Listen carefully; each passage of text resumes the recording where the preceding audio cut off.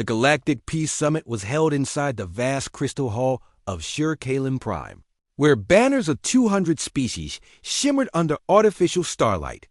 The war between the Thraxian Dominion and the Union of Free Systems had raged for 17 cycles, and now every faction across the stars was present to witness its possible end. Every faction, except humanity. Or so they thought. The Shur-Kalen host was announcing the opening of the summit when the doors hissed open behind him. All eyes turned. In stepped a lone figure. No escort, no retinue, no armor but the black and olive combat uniform of the Terran Space Marines. On his chest, the patch, Silent Edge Unit, 42nd Marines. His shoulders bore the double bars of a Major. Major Elias Wren walked with the casual confidence of a man used to walking through fire. A murmur spread through the hall. Shur-Kalen's crystalline delegates flickered with confusion. The Thraxian warlords snarled and hissed in their oxygen domes. The Veskari technocrats exchanged worried glances, their frills pulsing in alarm. Who let the human in? Whispered a Velari diplomat. Alone? Said another. Fools! Not even their warships are that reckless.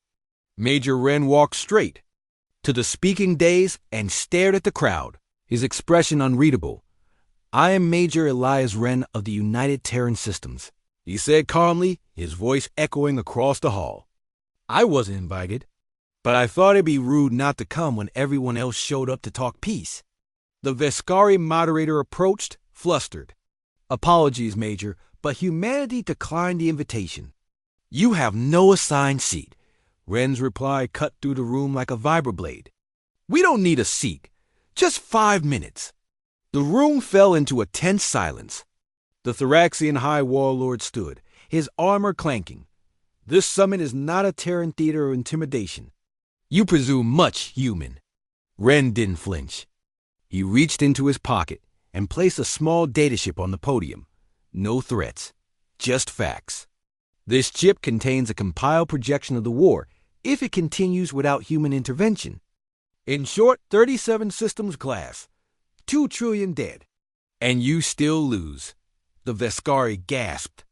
The Thraxians' mandibles clicked with fury. And if humanity joins the fight? The Zarn diplomat asked, voice trembling. Wren finally smiled. But it wasn't warm. It was the smile of a predator who spent too long holding back. If we join, the war ends in 6 standard days. It was not bravado. It was a statement of fact, and everyone in that chamber knew it. Humanity's military had remained neutral, watching, waiting, evaluating. Their warships never left Sol space. Their diplomats never issued threats. But intelligence agencies from every major power had files, classified, redacted, terrifying, describing Earth's war record, Deathworlders, apex bipeds, survivors of extinction events, and masters of asymmetric warfare. Humans didn't fight fair. They fought to end fights. The Shur-Kalen moderator stammered, Are you threatening galactic powers, Major Wren? No, he said calmly. I'm offering mercy before the gates close. He stepped down from the podium. You wanted peace. So do we. But peace without consequence is just a ceasefire. The hall buzzed with agitation. Then silence fell.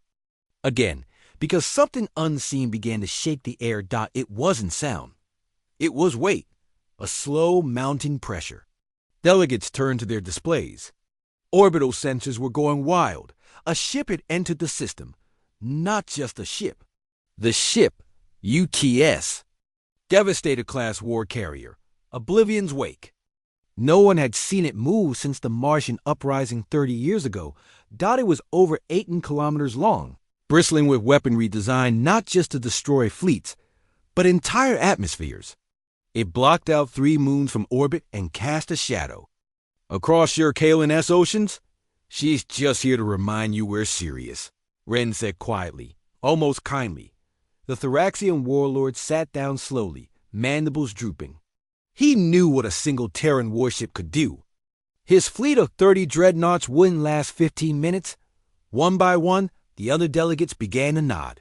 some pale, some resigned, some grateful. The peace summit wasn't shaken by explosions. It was shaken by the arrival of one human who came unarmed, alone, and with the power of extinction behind his calm words. Ren spoke once more. Peace is not built on trust. It's built on fear of the alternative. That's what we bring?